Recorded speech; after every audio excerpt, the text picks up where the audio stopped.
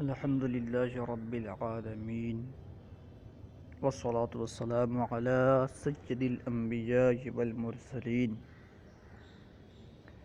أما بعد فأعوذ بالله من الشيطان الرجيم بسم الله الرحمن الرحيم پڑھیے الصلاة والسلام علیک یا رسول اللہ وعلى آلك وأصحابك يا حبيب الله الصلاة والسلام عليك يا نبي الله وعلى آلك وأصحابك يا نور الله۔ ہم خاصیات ابواب الصرف کے کچھ اصطلاحات پڑھ رہے تھے۔ آج ہم انشاءاللہ اور کچھ اصطلاحات مع مثال پڑھیں گے۔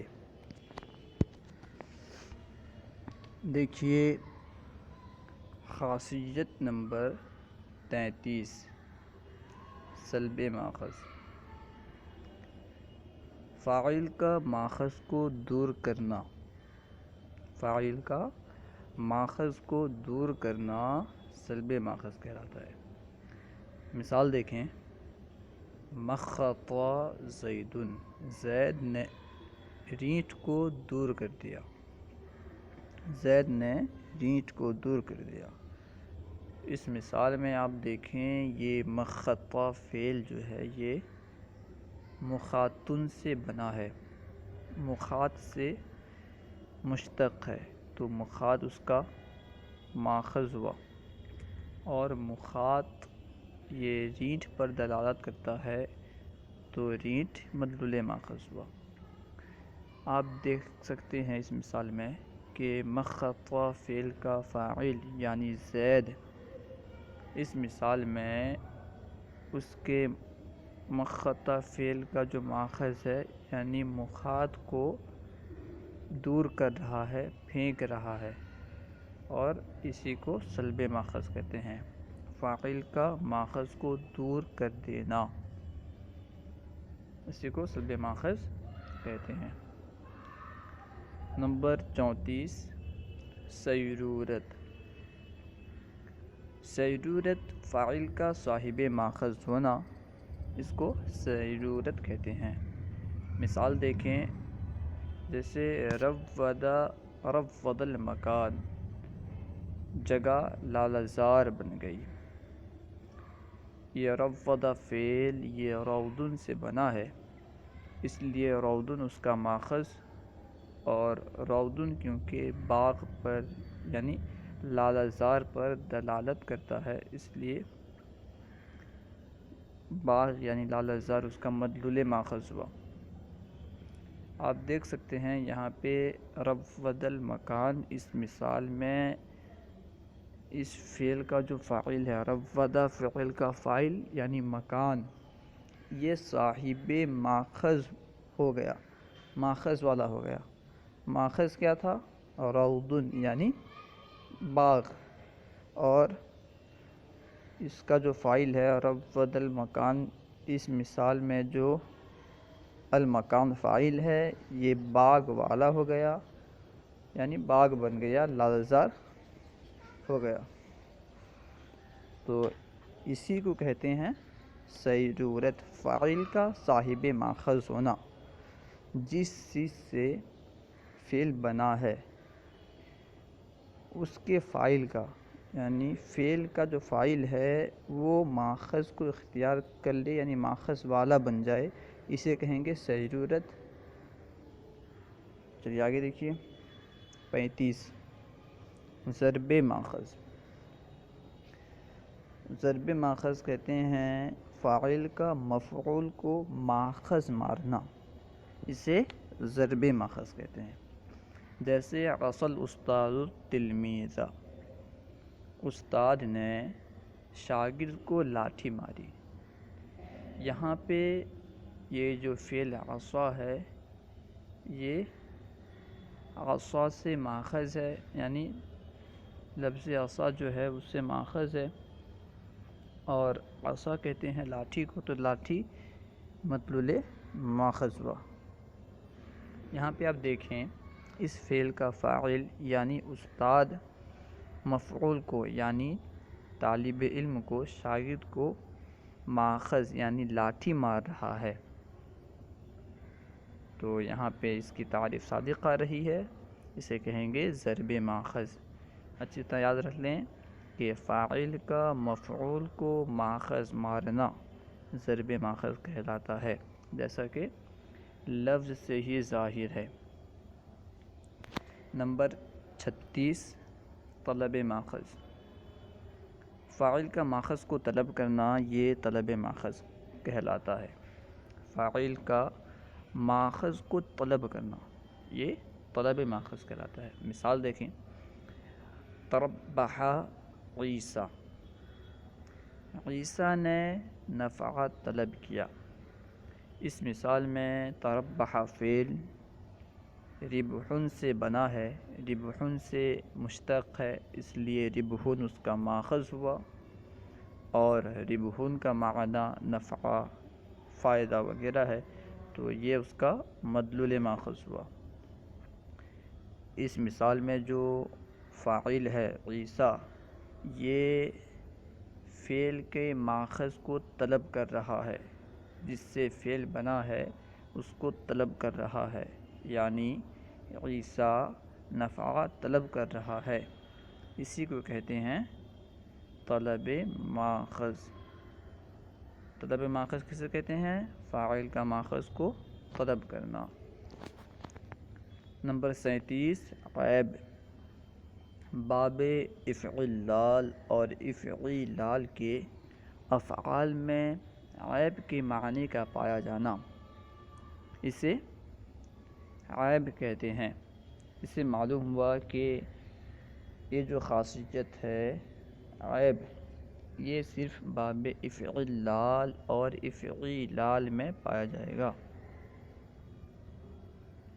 اس کے علاوہ کسی اور باب میں یہ خاصہ یعنی عیب والا خاصہ نہیں پایا جائے گا۔ مثال دیکھیں دونوں باب سے، احول زید، یہ باب افعلال کی مثال ہے، احوال زید یہ باب افعیلال کی مثال ہے، دونوں کا معنی ایک ہے، زید بھینگا ہوا۔ نمبر 38 قصر۔ قصر کہتے ہیں اختصار کی خاطر مرکب سے ایک کلمہ مشتق کر لینا، اسے قصر کہتے ہیں۔ اختصار کی خاطر اختصار کو طلب کرتے ہوئے کسی مرکب سے ایک کلمے کو اخذ کر لینا، ایک کلمے کو مشتق کر لینا، یہ قصر کہلاتا ہے۔ مثال دیکھیں، حلل زید، زید نے لا الہ الا اللہ پڑھا۔ یہاں پہ دیکھیں آپ اس کے معنی میں دیکھیں کہ زید نے لا الہ الا اللہ پڑھا، یہاں پہ حلل کو یہ لا الہ الا اللہ سے مشتق کیا گیا ہے، لا الہ الا اللہ سے بنایا گیا ہے۔ کیوں؟ اختصار کی خاطر اس کو بنایا گیا ہے، اسی کو قصر کہتے ہیں۔ نمبر 39 قطع ماخذ۔ فاعل کا ماخذ کو کاٹنا، قطع کا مطلب ہوتا ہے کاٹنا، جیسا کہ لفظ سے ہی ظاہر ہے کہ فاعل کا ماخذ کو کاٹنا یہ قطع ماخذ کہلاتا ہے۔ مثال دیکھیں، اذق الغلام، لڑکے نے شاخ کو کاٹا۔ اس مثال میں اذق فعل یہ اذقن سے بنا ہے، اذقن سے اس کو مشتق کیا گیا ہے، تو اذقن اس کا ماخذ ہوا، اور اذق یہ شاخ اور ٹہنی وغیرہ پر دلالت کرتا ہے، اس لیے شاخ اور ٹہنی مدلول ماخذ ہے۔ اذق الغلام، اس مثال میں آپ دیکھ سکتے ہیں کہ اس کا فاعل، اس فعل کا فاعل غلام، یہ ماخذ کو کاٹ رہا ہے. ماخذ کیا تھا؟ شاخ. تو اس کو یہ کاٹ رہا ہے، اسی کو کہتے ہیں قطع ماخذ. جیسا کہ آپ کو شروع میں کہا گیا تھا، اس کتاب میں اکثر جگہ ماخذ بولیں گے اور مراد مدلول ماخذ ہوگا. اس طرح یہاں پہ جیسے اضق الغلام، غلام نے شاخ کو کاٹی، تو یہاں پہ مدلول ماخذ شاخ ہے، تو اس کا فاعل جو ہے یہاں پہ اضق فعل کا فاعل غلام ماخذ کو نہیں بلکہ مدلول ماخذ کو کاٹ رہا ہے. لیکن کیونکہ مصنف نے شروع میں کہہ دیا تھا کہ یہاں پہ ہم ماخذ بولیں گے اور مراد جو ہوگی ہماری یہ مدلول ماخذ ہی مراد ہوگی، اسی وجہ سے اس طرح کہنا ان کا درست ہے. اس طرح اکثر مثال میں اس طرح ہوتا ہے کہ وہ مدلول ماخذ مراد ہوتا ہے لیکن بولتے ماخذ ہیں. خیر، قطع ماخذ کہتے ہیں فاعل کا ماخذ کو کاٹنا. نمبر 40 کثرت ماخذ، کسی جگہ ماخذ کا زیادہ تعداد یا مقدار میں پایا جانا. زیادہ تعداد میں یا زیادہ مقدار میں کسی چیز کا کسی جگہ میں ماخذ کا پایا جانا یہ کثرت ماخذ کہلاتا ہے. مثال دیکھیں، وصب الارض، زمین زیادہ گھاس والی ہو گئی. اس مثال میں وصب فعل وسبن سے بنا ہے، تو وسبن اس کا ماخذ ہوا، اور وسبن کا معنی ہے گھاس، تو گھاس مدلول ماخذ ہوا. اس مثال میں آپ دیکھ سکتے ہیں کہ یہاں زمین پر گھاس کثرت سے پائی جا رہی ہے. زمین زیادہ گھاس والی ہو گئی، یعنی زمین پر گھاس کثرت سے پائی جا رہی ہے، تو اسی کو کہتے ہیں کثرت ماخذ. کسی جگہ ماخذ کا کثیر تعداد میں پایا جانا یا کثیر مقدار میں پایا جانا اسے کثرت ماخذ کہتے ہیں. Number 41 loan. لون باب افعلال اور افعلال میں رنگ کا معنی پایا جانا یہ لون کہلاتا ہے. اس سے معلوم ہوا کہ یہ خاصہ بھی صرف 2 ہی باب میں پایا جائے گا، افعلال اور افعلال. اب دیکھیں دونوں کی مثال. احمرت یا احمارت ہندن، پہلا جو فعل ہے احمرت یہ باب افعلال سے ہے، اور دوسرا فعل جو ہے احمارت یہ افعلال سے ہے. دونوں کا معنی ایک ہے، یعنی ہندا سرخ رنگ والی ہوئی. یہ سمجھیں کہ باب افعلال اور افعلال میں جو جہاں بھی رنگ کا معنی پایا جائے گا اسے لون کہیں گے. نمبر 42 لزوم. لزوم باب افعلال کا لازم ہو کر استعمال ہونا یہ لزوم کہلاتا ہے. اس سے پتہ چلا کہ یہ خاصہ باب افعلال میں پایا جائے گا. جیسے احمر و احمار الثوب، کپڑا سرخ ہوا.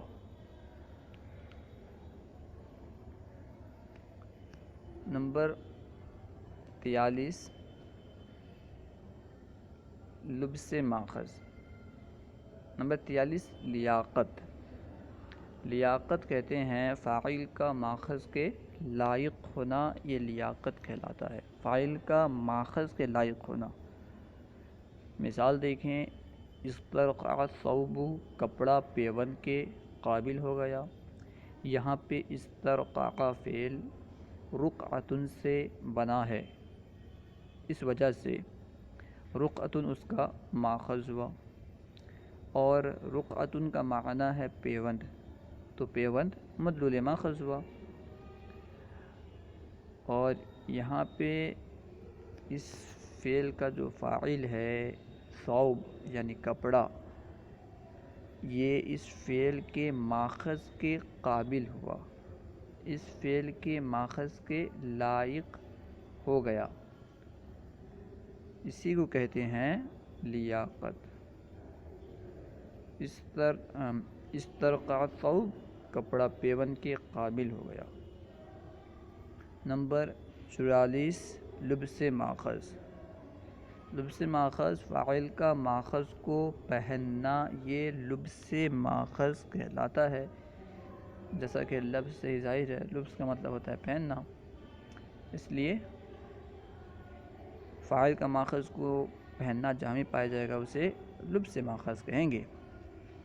جیسے مثال دیکھیں، تختم زید، زید نے انگوٹھی پہنی۔ یہاں پہ اس مثال میں تختم فعل یہ خاتم سے بنا ہے، تو خاتم اس کا ماخذ ہوا، اور خاتم کا معنی ہے انگوٹھی، تو انگوٹھی مدلول ماخذ ہوا۔ تختم فعل کا فاعل یعنی زید، تختم فعل کے جو ماخذ کو پہن رہا ہے، تختم فعل کا ماخذ یعنی خاتم، انگوٹھی، اس کو پہن رہا ہے، اس وجہ سے اسے لبس ماخذ کہیں گے۔ 45، مبالغہ۔ مبالغہ کہتے ہیں فعل میں مبالغہ یعنی معنی کی زیادتی ہونا، فعل میں یعنی ماخذ میں۔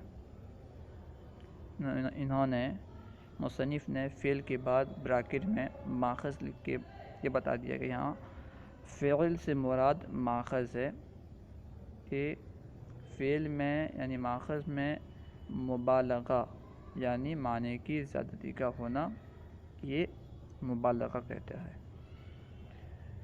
مثال دیکھیں، اسود اللیل، رات خوب سیاہ ہو گئی۔ یہاں پہ جو خوب سیاہ ہونے کا معنی پایا جا رہا ہے، یہی مبالغہ ہے، یہی مبالغہ ہے، کیونکہ اگر خوب سیاہ ہونے کا معنی نہ پایا جاتا تو یہ اپنے اصل معنی میں استعمال ہوتا۔ یہاں پہ ایک زائد معنی پایا جا رہا ہے، یعنی یہ رات خوب سیاہ ہو گئی، اس سے کہیں گے مبالغہ۔ نمبر 46، مطاوعت۔ مطاوعت کہتے ہیں کسی فعل کے بعد دوسرے باب سے فعل کا اس غرض سے لانا تاکہ یہ ظاہر ہو کہ پہلے فعل کے فاعل نے اپنے مفعول پر جو اثر کیا تھا، مفعول نے اس اثر کو قبول کر لیا ہے۔ یعنی پہلے ایک باب سے ہم فعل لائیں اور وہ فعل جو اپنے مفعول پر جو اثر کر رہا ہے وہ اثر کرے، اس کے بعد پھر ہم ایک دوسرے باب سے فعل لائیں۔ لانے کی غرض یہ ہو، لانے سے ہم یہ بتانا چاہتے ہوں کہ پہلا فعل کا جو اثر تھا وہ اثر مفعول نے قبول کر لیا ہے۔ جیسے مثال دیکھیں، بات واضح ہو جائے گی انشاءاللہ۔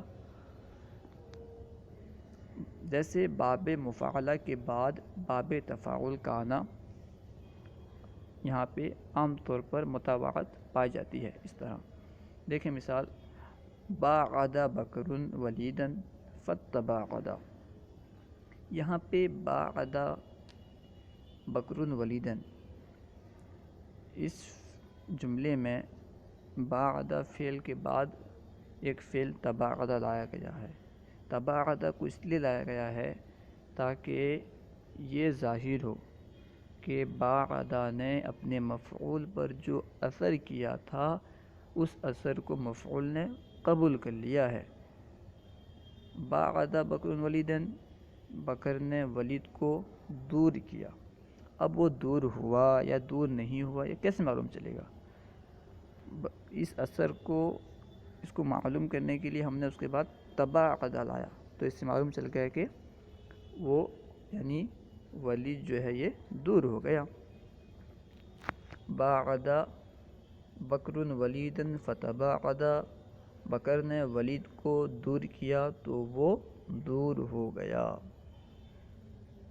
نمبر 47، مشارکت، کسی کام میں دو چیزوں کا اس طرح شریک ہونا کہ ان میں سے ہر ایک فاعل بھی ہو اور مفعول بھی۔ دو چیز شریک ہوں کسی کام میں اور دونوں فاعل بھی ہوں اور دونوں مفعول بھی ہوں، یہ مشارکت کہلاتا ہے۔ مثال دیکھیں، قاتل خالد نعیما، خالد اور نعیم نے آپس میں لڑائی کی۔ خالد اور نعیم نے آپس میں لڑائی کی۔ جیسا کہ آپ جانتے ہیں، جب لڑائی ہوتی ہے تو دونوں مارنے والے بھی ہوتے ہیں، دونوں مار کھانے والے بھی ہوتے ہیں، تو گویا کہ دونوں فاعل بھی ہیں، دونوں مفعول بھی ہیں، اسی کو کہتے ہیں مشارکت۔ نمبر 48، موافقت۔ موافقت کا لغوی معنی باہم ایک دوسرے کے مطابق ہونا، لغت کے اعتبار سے باہم ایک دوسرے کے مطابق ہونا، یہ موافقت کا لغوی معنی ہوا، موافقت کہلاتا ہے۔ لیکن یہاں پہ خاصیت ابواب الصرف کی اصطلاح میں یہاں پہ اس سے ایک باب کا دوسرے باب کے ہم معنی ہونا مراد ہے۔ ایک باب دوسرے باب کے ہم معنی ہو جائے، اسے کیا کہیں گے؟ موافقت۔ جیسے متنا زید عمرا، یہ باب ضرب اور نصر دونوں ابواب سے آتا ہے اور دونوں ابواب میں اس کا معنی مشترک ہے، یعنی زید نے عمرو کی پیٹھ پر مارا۔ اس سے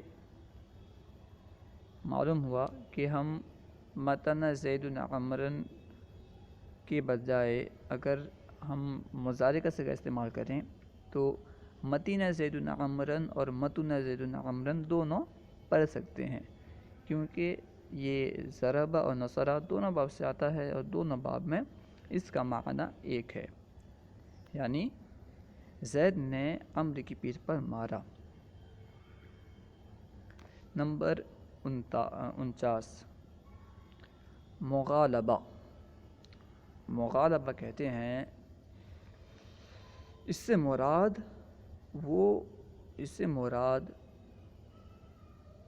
دو امور میں سے کسی ایک کا دوسرے پر معنی مصدری پر غالب آ جانا۔ دو امور میں سے کسی ایک امر کا دوسرے پر معنی مصدری میں غالب آ جانا، معنی مصدری فعل کا جو معنی مصدری ہوگا اس میں غالب آ جانا، یہ مغالبہ کہلاتا ہے۔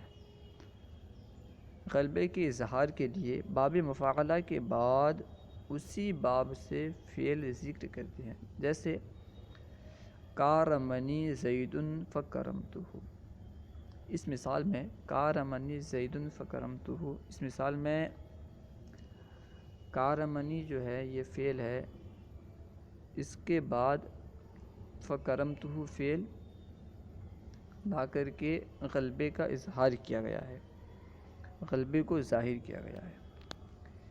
اس کا معنی ہے میرا اور زید کا سخاوت میں باہم مقابلہ ہوا اور میں سخاوت کرنے میں غالب آ گیا۔ کارمنی زید، تو اس سے معلوم کیا چلتا ہے کہ زید کا میرا سخاوت میں مقابلہ ہوا۔ کارمنی زید، اب کون غالب ہوا سخاوت میں، کیسے معلوم چلے گا؟ تو اس کو ظاہر کرنے کے لیے ہم نے پھر فعل لایا فکرمتہ، تو میں اس پر غالب آ گیا۔ اس فعل سے یہ معلوم چل گیا کہ میں غالب ہو گیا اور زید جو ہے یہ مغلوب ہو گیا، اس کو کہتے ہیں مغالبہ۔ یہاں پہ جو مجھے غلبہ حاصل ہوا ہے یہ معنی مصدری میں غلبہ حاصل ہوا ہے، یعنی سخاوت کرنے میں غلبہ حاصل ہوا ہے۔ اس لیے انہوں نے کہا تھا کہ دو امور میں سے کسی ایک کا دوسرے پر معنی مصدری میں غالب آ جانا، یہ مغالبہ کہلاتا ہے۔ نمبر 50، نسبت بماخذ۔ فاعل کا ماخذ کی طرف نسبت کرنا، فاعل کا ماخذ کی طرف نسبت کرنا یہ نسبت بماخذ کہلاتا ہے۔ جیسے مثال دیکھیں، خون خالد عادلا، خالد نے عادل کی طرف خیانت کی نسبت کی۔ یہ خونہ فعل خیانت سے بنا ہے تو خیانت اس کا ماخذ ہوا، اور خیانت کرنا یہ مدلول ماخذ۔ یہاں پہ خونہ فعل کا فاعل جو ہے خالد ہے، یہ مفعول کی طرف یعنی عادل کی طرف ماخذ کی نسبت کر رہا ہے، خیانت ہونے کی نسبت کر رہا ہے، تو اسی کو کہیں گے نسبت بماخذ، فاعل کا مفعول کی طرف ماخذ کی نسبت کرنا۔ نمبر 51 وجدان۔ وجدان کہتے ہیں فاعل کا مفعول کے اندر صفت ماخذ پانا۔ فاعل کا مفعول کے اندر صفت ماخذ یعنی ماخذ کی صفت کو پانا، اسے وجدان کہتے ہیں۔ فاعل جو اپنا مفعول ہو اس کے اندر ماخذ کی صفت پائے، یہی وجدان کہلاتا ہے۔ مثال دیکھیں، استکرمت بکرن، استکرمت بکرن یعنی میں نے بکر کو بزرگی والا پایا۔ یہاں پہ استکرمت یہ فعل کرمن سے بنا ہے، کرمن سے مشتق ہے، تو کرمن اس کا ماخذ ہوا، اور کرم کا مطلب ہوتا ہے بزرگی، تو یہ اس کا مطلب ماخذ ہو گیا۔ اب دیکھیں اس مثال میں فاعل یعنی متکلم مفعول کو، مفعول کے اندر صفت ماخذ، ماخذ کی صفت جس سے یہ فعل بنا ہے اس کی صفت کو مفعول کے اندر پا رہا ہے کہ یہ مفعول کے اندر بزرگی ہے، اس کو یہ فاعل پا رہا ہے، بس یہی وجدان ہے، یعنی فاعل کا مفعول کے اندر صفت ماخذ کو پانا، ماخذ کی صفت کو پا لینا، یہ وجدان کہلاتا ہے۔ سب سے آخری خاصیت وقوع، فاعل کا ماخذ میں گرنا یہ وقوع کہلاتا ہے، فاعل کا ماخذ میں گر جانا وقوع کہلاتا ہے۔ مثال دیکھیں، جیسے طرف التبن، تنکا آنکھ میں گرا، یہ طرف فعل طرف سے ماخذ ہے، طرف کا مطلب ہوتا ہے آنکھ، تو یہ آنکھ جو ہے مدلول ماخذ۔ طرف التبن اس مثال میں فاعل تبن یعنی تنکا جو ہے یہ ماخذ میں گرا، یعنی آنکھ میں گرا، آنکھ ماخذ ہے نا تو اس میں گرا، اسی کو کہیں گے وقوع ماخذ۔ صلو علی الحبیب صلی اللہ تعالی علی محمد۔